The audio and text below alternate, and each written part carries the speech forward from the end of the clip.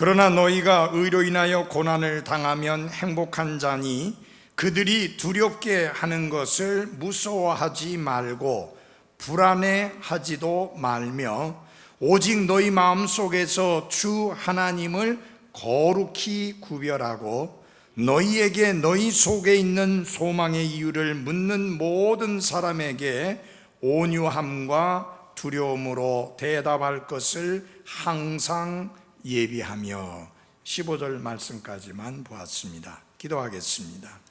살아계신 하나님 우리 아버지, 감사와 찬양 영광을 돌려드립니다.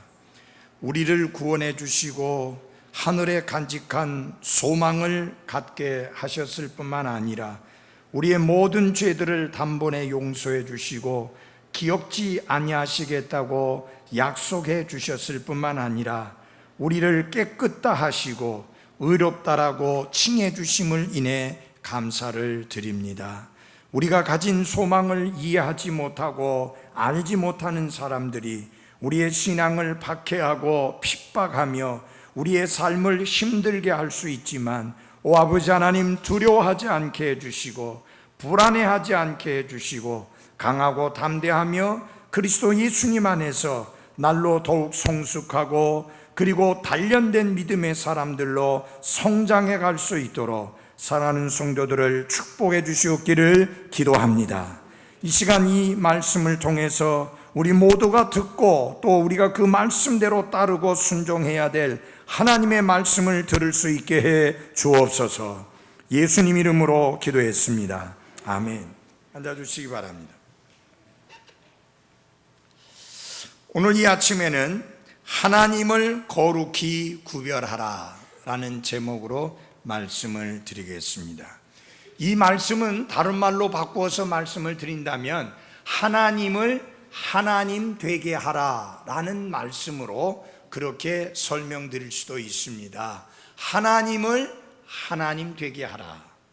많은 그리스도인들이 하나님을 하나님으로서 예우하지 아니하고 마치 자신의 하수인처럼 그렇게 대하는 경우들이 많이 있습니다. 무슨 의미냐 하면은 하나님은 내가 기도하면 내 기도나 들어주시고 내가 문제에 있어서 해결해 달라고 하면은 그거 해결해 주시고 또 내가 필요한 것이 있으면 하나님께서 채워주시고 이렇게 해서 아라비안 나이트 그 이야기에 나오는 그 뭡니까? 거인, 그 거인처럼 마치 하나님이 내 심부름꾼인 것처럼 착각하는 그리스도인들이 많이 있습니다. 그래서 하나님에 대한 두려움이 없습니다. 하나님을 경배함이 없습니다. 하나님께 대한 감사함이 없습니다. 하나님께 대한 복종의 마음이 없습니다. 그저 자기 생각대로 고집대로 살아갑니다. 구원받지 않은 불신자가 그렇게 살아가는 것은 우리가 충분히 이해도 되고 납득도 됩니다. 그런데 구원받은 그리스도인이 그렇게 살아간다고 하는 것은 문제가 심각한 것입니다. 그래서 새해 벽두에 우리가 정말로 신앙적으로 도약하는 개인이 되고 도약하는 교회가 되고 하나님이 기뻐 받으실 만한 모습의 교회와 개인이 되려면 모든 그리스도인들이 하나님을 하나님 되게 해야 합니다. 그래서 한번 큰 소리 한번 해봅시다. 하나님을 하나님 되게 하라. 여기 조금 전에 읽어드린 이 본문 말씀의 배경은 구약성경 이사야서 8장 내용입니다. 유다왕 아하스에게 큰 위기가 닥치게 됩니다. 왜냐하면 아시리아라고 하는 나라가 이 유다 왕국을 침공하겠다고 위협을 가하게 됩니다. 근데 엎친 데 덮친 격이라고 이스라엘 왕과 시리아 왕이 이 유다 왕 아하스에게 뭐라고 제안을 하느냐 하면 자신들과 연합을 해서 동맹을 맺어서 아시리아를 공격하자고 이렇게 제의를 합니다. 이때 유다 왕 아하스는 이 제의를 받아들이는 대신에 단호하게 거절을 하고 도리어 자기를 공격하려고 했던 아시리아와 동맹을 맺어서 시리아를 공격하고자 이렇게 시도를 합니다. 여러분, 이렇게 되니까 이스라엘 왕이 화가 났습니다. 열받았어요.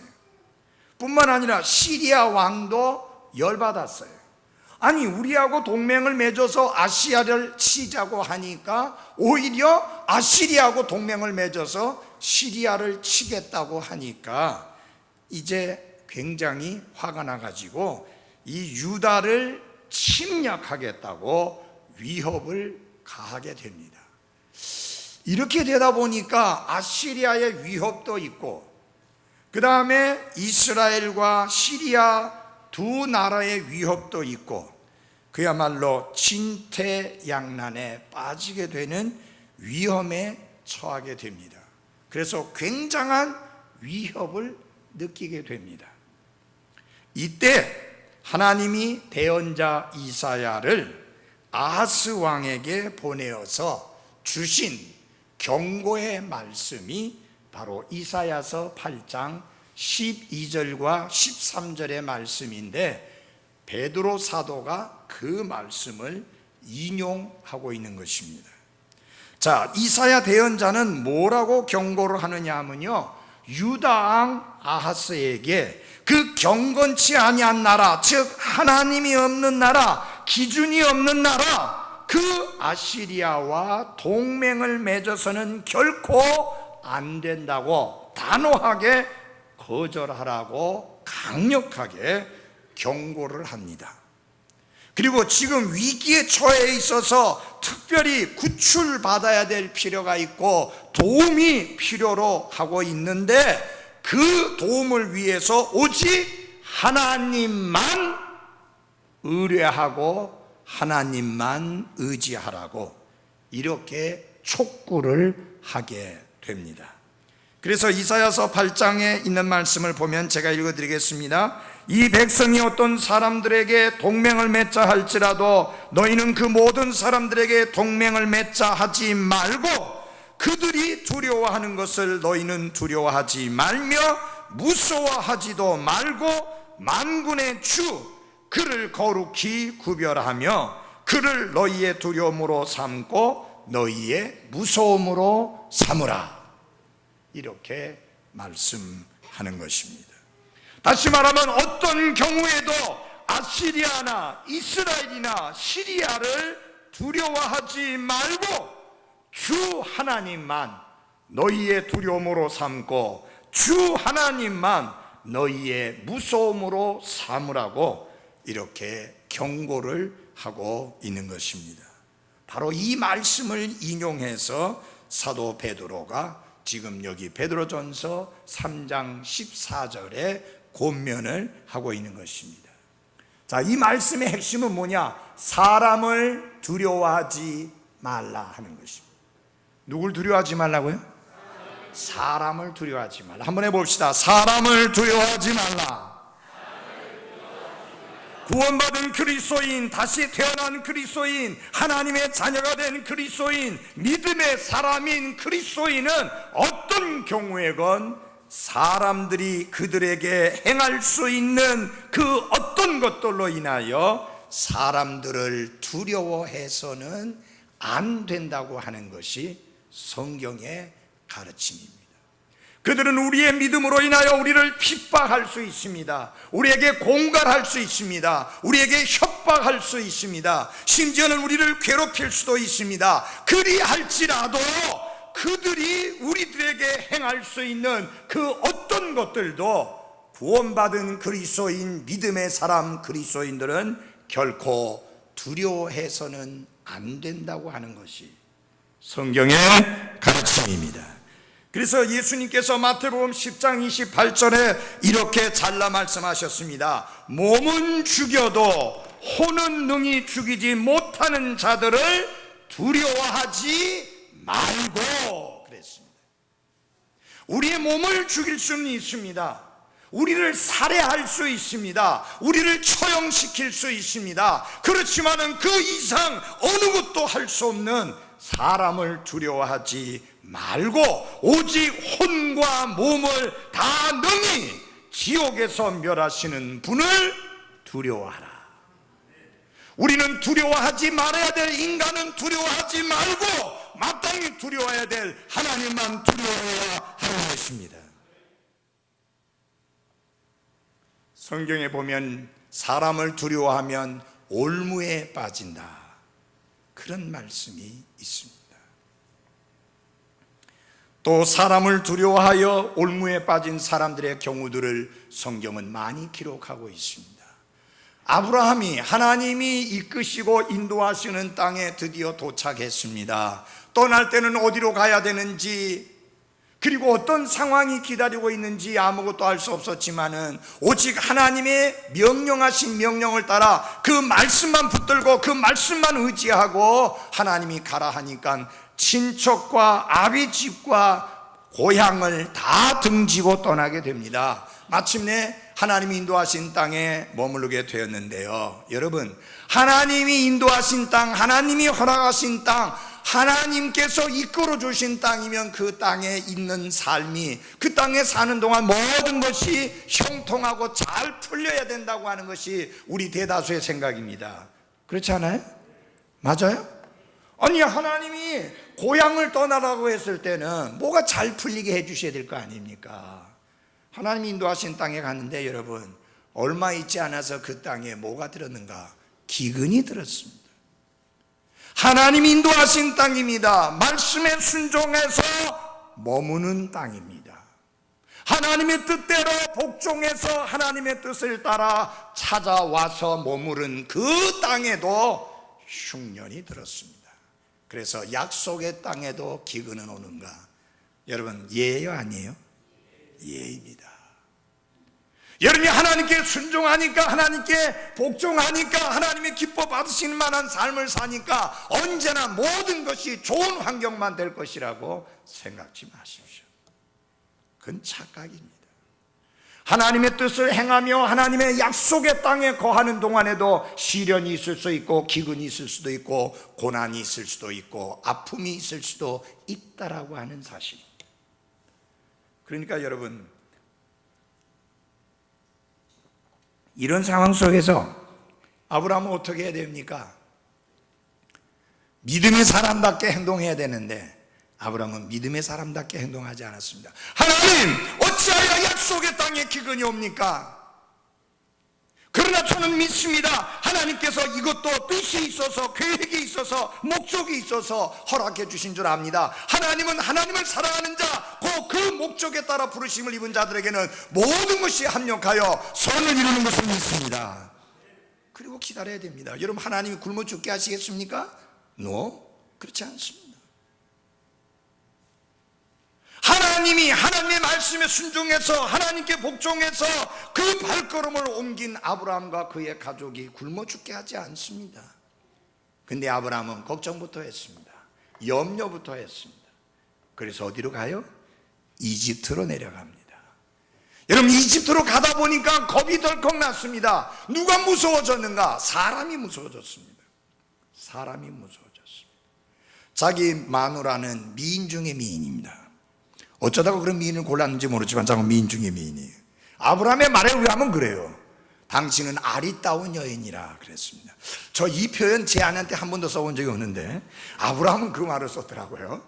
당신은 아리따운 여인이다. 그래서 모든 남성들이 다 탐내는 여인이다. 그래서 내가 이집트에 내려가게 되면 당신은 데려가고 나는 죽일 거니 이거 어찌하면 좋겠노? 그러니 당신으로 인하여 내가 살고 당신으로 인하여 내가 잘 되도록 하는 방법을 취하자. 뭐냐? 우리가 온의사이라고 하자. 당신은 여동생이고 나는 오빠다. 그렇게 했더니 여러분, 얼른 그 왕이 아브라함의 부인을 데려갔습니다. 여러분, 왜 그런 짓을 했어요? 사람을 두려워했기 때문입니다. 그 시작은 하나님의 말씀에 대한 거역과 불순종에서부터 시작했습니다.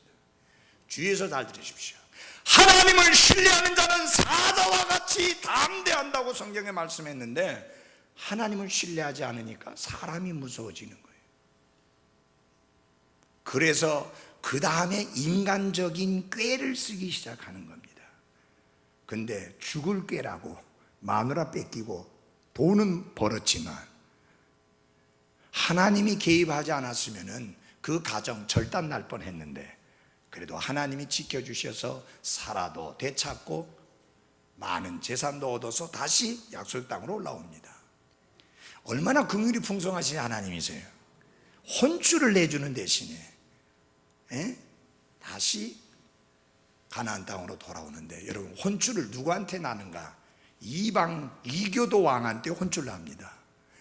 야, 이 사람아, 어째서 당신 부인을 갖다가 여동생이라고 해가지고 죄 짓게 만드느냐. 그래가지고요, 이교도 왕한테 진짜 얼굴을 들 수 없을 정도로 창피를 당하고 수치를 당하고 몸들 바를 모르는 상황 속에서 얼굴 하나 들지 못하고 돌아옵니다. 사랑하는 그리스도인 여러분, 뒤에서 잘 들으십시오. 하나님만 신뢰하십시오. 그렇지 아니하면 사람을 두려워하게 됩니다. 사람을 두려워하면 반드시 올무에 빠지게 되어 있습니다.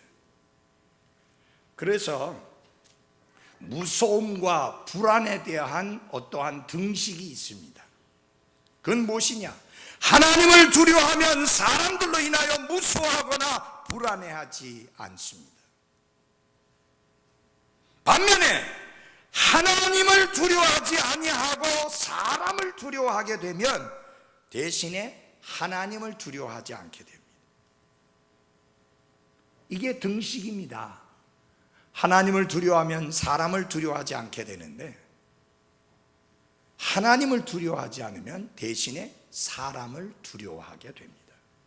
여러분 어떻게 살렵니까? 하나님만 두려워하며 사십시오. 하나님을 두려워하며 사는 삶이 지혜의 근본이요 지식의 시작이다 그랬어요. 그래서 하나님을 두려워할 줄 모르는 사람은 한마디로 말하면 지식의 시작도 모르는 무식한 사람이다 그 말이에요.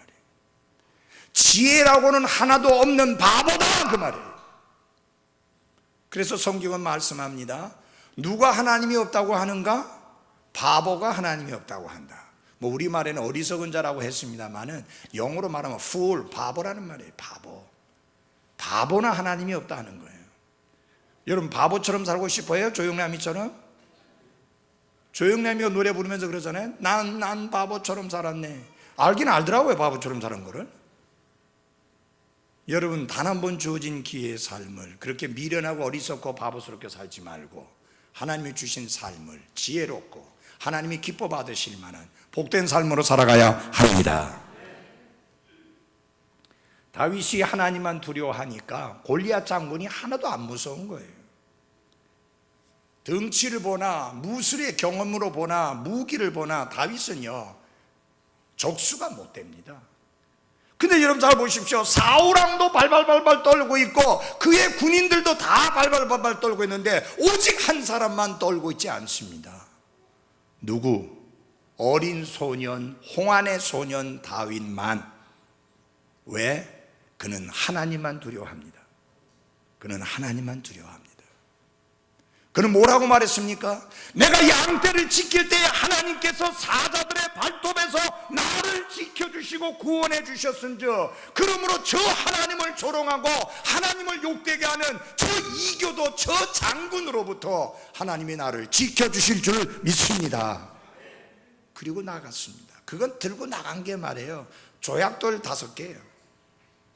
근데 그 장군은요 어마어마하게 큰 칼을 들고 있습니다. 방패도 어마어마하게 큰 걸 들고 있습니다.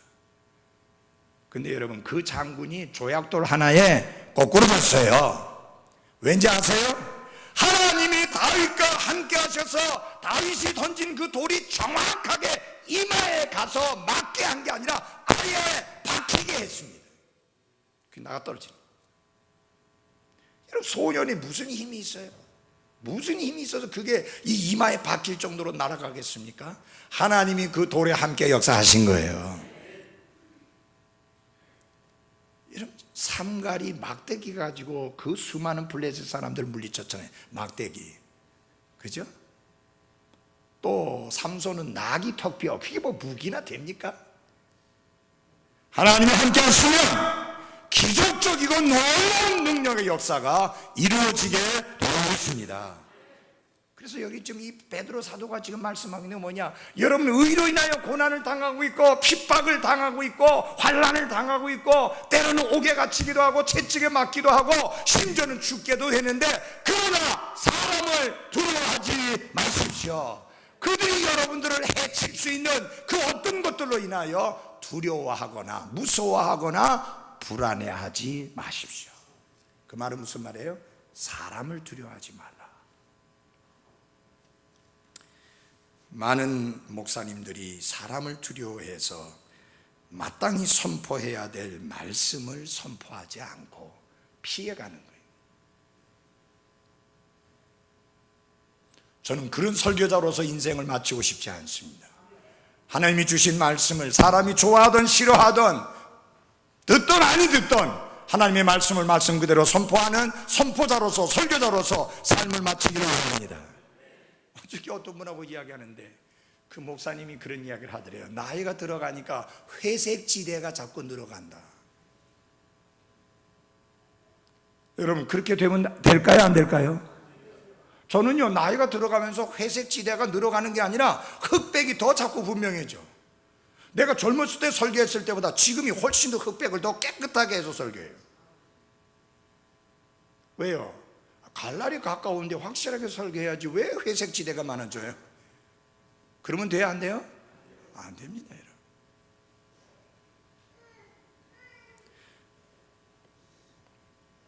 우리에게 말할 수 없는 두려움이 찾아올 때, 우리가 두려워할 수밖에 없는 상황과 곤경에 직면할 때 우리는 무서워하게 되며 이 무서움을 피하기 위해서, 면하기 위해서 타협을 하게 되고 결국 죄를 짓게 되는데, 그래 하면 안 되고요. 두려워할 수밖에 없는 상황이, 환경이 찾아올 때 제일 먼저 기억해야 될 것은 뭐냐? 하나님을 거룩하게 구별하고 하나님을 하나님 되게 해서 죄를 짓지 말아야 한다고 하는 사실입니다.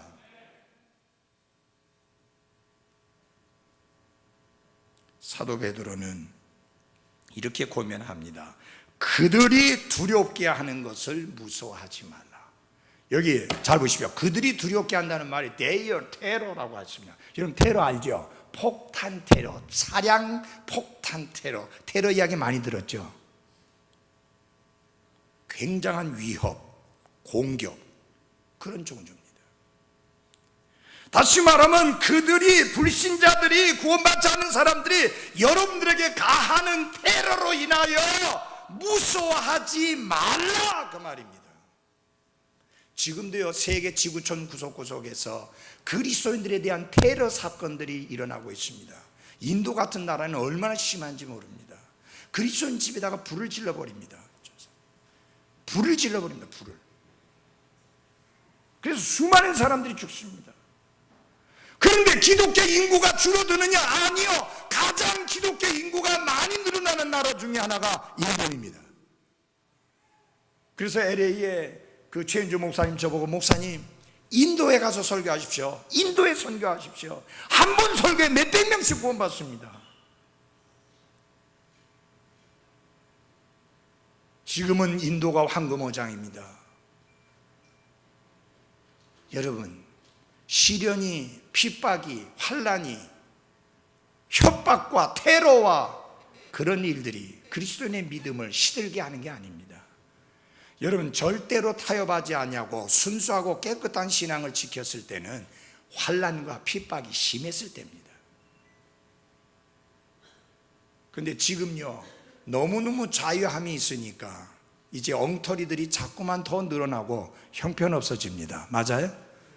제가 양인재한테 들었는가요? 지난번 저기 성탄절 때 어느 교회에 누가 와서 설교했는지 압니까? 스님이 와서 설교했어요. 근데 그 사람이 무슨 말 했는지 알아요? 예수님이 왜 이 세상에 오셨는지 압니까? 우리를 죄에서 구원하시기 위고 구원하시기 위해서 십자가에서 죽으시고 부활하기 위해서 오셨습니다. 참 기가 찰 어르시죠. 그러면 그 목사는 석가 탄일 되면은 어디 갈까요? 절간에 가는 거예요. 그래 가가지고 석가모니 왜 왔는지 압니까? 할 거는 거예요. 중생을 구원하기 위해서 왔다고 할 거 아니에요. 참 마지막 때입니다. 정말로 마지막 때입니다.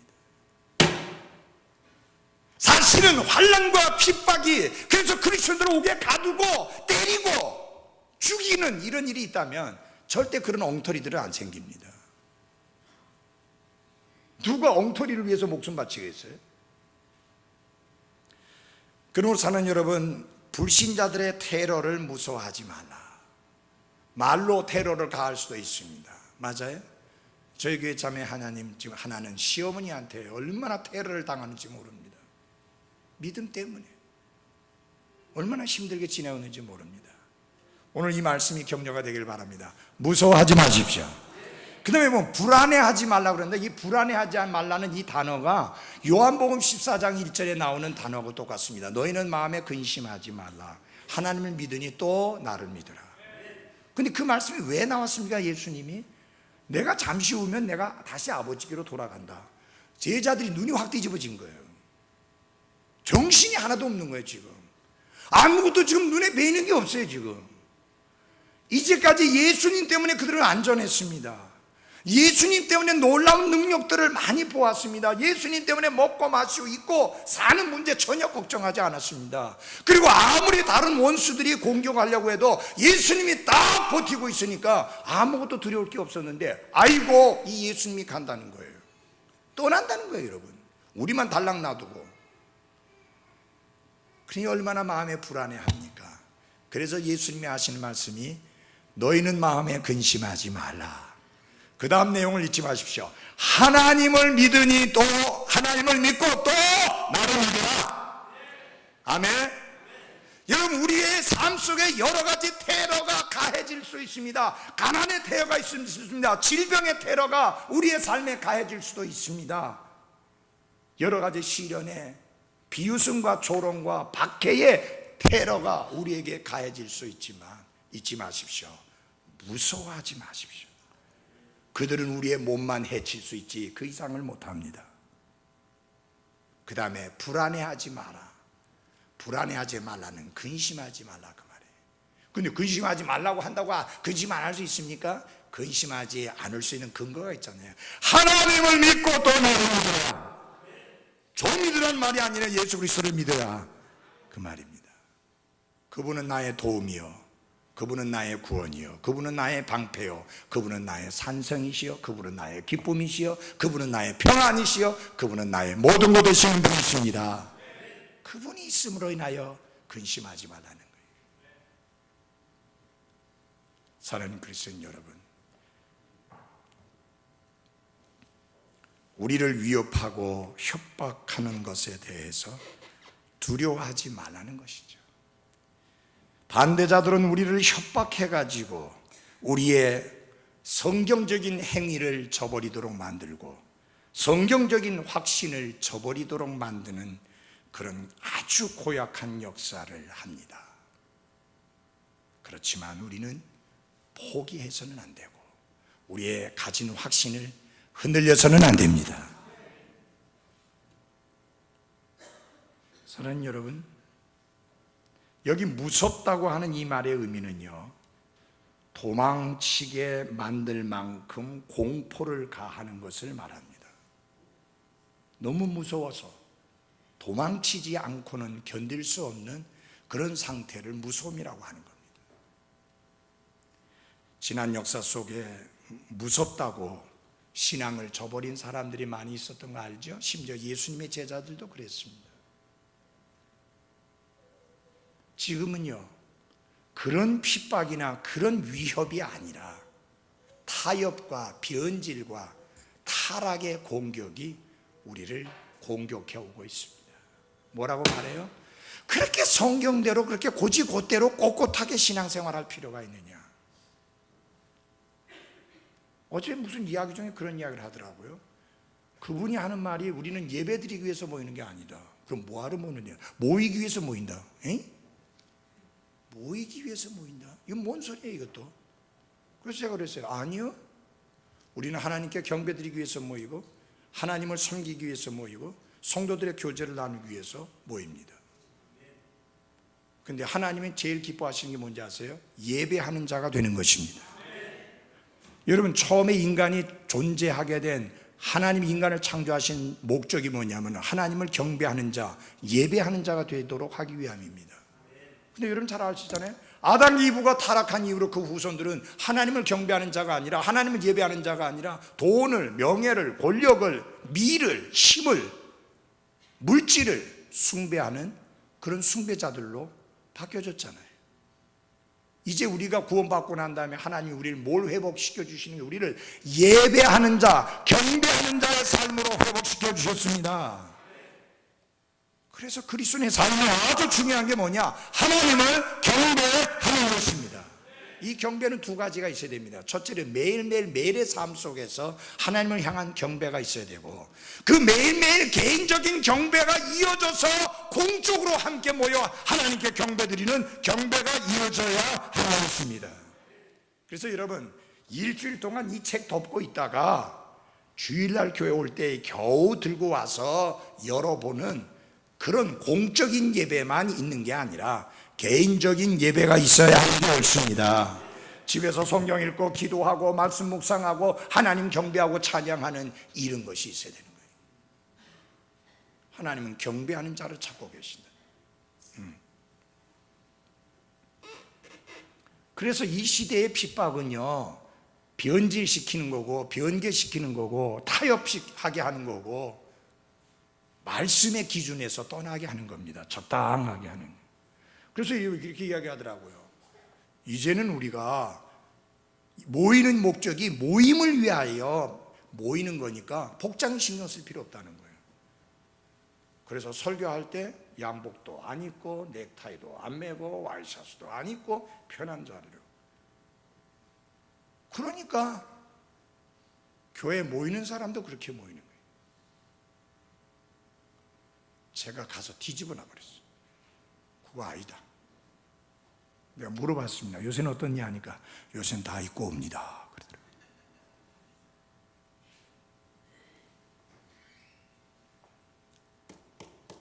여러분, 우리가 누구 앞에 섰어요? 하나님 앞에 섰어요. 늘 잊지 마십시오. 코렘데오라는 말이 라틴어가 있습니다. 코렘데오. 우리의 매일매일의 삶을 하나님 앞에 선자와 같이 살아야 합니다. 사람, 그거 뭐 그렇게 중요한 거 아니에요. 중요한 거는 하나님입니다. 그러므로 하나님만 두려워해야 되고 하나님을 하나님 되게 해야 하는 것입니다. 사람을 두려워하면 사람의 종이 됩니다. 사람을 두려워하면 올무에 빠지게 됩니다. 사람을 두려워하게 되면 아무것도 할 수 없습니다. 우리는 하나님만 두려워하고 하나님만 경외하고 하나님만 섬기는 자로서 살아가야 합니다. 한번 다 같이 해봅시다. 하나님을 하나님 되게 하라.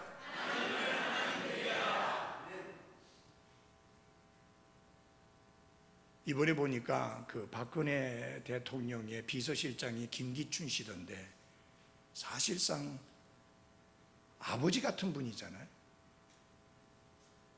그래도 비서실장이니까 대통령 앞에 깍듯이 예우를 가야 되지 않습니까? 반말하면서 이름 부르면서 못하잖아요. 맞아요? 그 예우를 갖춰야죠. 맞는 거예요. 지금 우리가 지금 누구 앞에 섰어요? 하나님 앞에.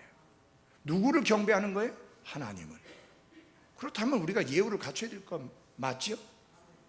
뭐 고구마 장사하던 옷 입고 오면 안 되잖아요. 편한 대로 하면 안 되잖아요. 졸고 자고 하면 안 되잖아요. 정말 하나님을 하나님으로서 예우해야 합니다. 잊지 마십시오. 개인 생활 속에서, 학교 생활 속에서, 가정 생활 속에서, 직장 생활 속에서, 교회에서 하나님을 하나님 되게 하시기를 바랍니다. 기도하겠습니다.